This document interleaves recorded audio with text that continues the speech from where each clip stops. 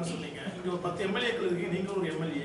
உங்க தொகுதியும் அதுல கிட்டத்தட்ட என் தொகுதி தான் அதிகமா இருக்குது. ஏன்னா ஹார்ட் ஆஃப் தி சிட்டி என் தொகுதி தான். கருத்து கேட்பு நடந்தது இல்லைங்க, எங்கிட்ட இது வரைக்கும் எதுவும் கேட்கல.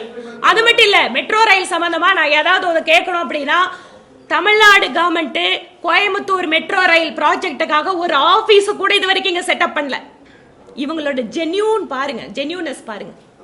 உண்மையாவே இவங்க ஜென்யூனா கோயம்புத்தூருக்கு மெட்ரோ கொடுக்கணும்னு நினைக்கிறாங்களா? இது வரைக்கும் மெட்ரோ ரயிலுக்கு ஒரு ஆபீஸ கூட கொடுக்காம இருக்காங்க.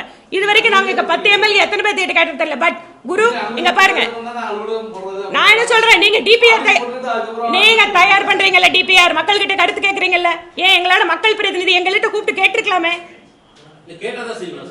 அப்படி இல்லைங்க, தாராளமா ஏதாவது ஒரு இடத்துல நான் திருப்பி சொல்றேங்க, நீங்க கேட்டோன்னா நான் சொன்னால உதவி பண்றேன்னு அட திருப்பியும் சொல்றேங்க, மெட்ரோ ரயில் ப்ராஜெக்ட் எழுதுறது நானா அதிகாரியா?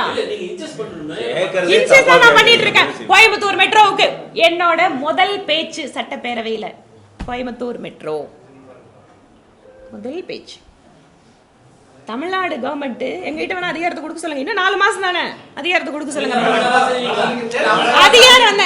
ஏப்பா இருங்க இருங்க இருங்க இருங்க, குரு குரு குரு குரு குரு வெயிட் வெயிட் வெயிட், அவரோட கேள்விக்கு பதில் சொல்ல. என்ன சொல்றீங்க? ஆளு மாநிலங்கள்ல தான் அந்த பெனிஃபிட்ஸ் நடக்குன்னு சொல்லி ஒரு குற்றச்சாட்டு இருக்கும்போது எங்க ஆட்சி வந்ததுக்கு அப்புறம் செய்வோம்னா ஆட்சி வந்தா தான் செய்வீங்களா அப்படி ஒரு கேள்வி.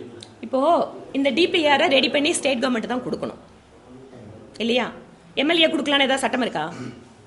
எம்பி கொடுக்கலான்னு ஏதாவது சட்டம் இருக்கா? இல்ல இல்ல, ஸ்டேட் கவர்மெண்ட் தானே கொடுக்கணும். அப்ப அவங்க தானே கொடுக்கணும்.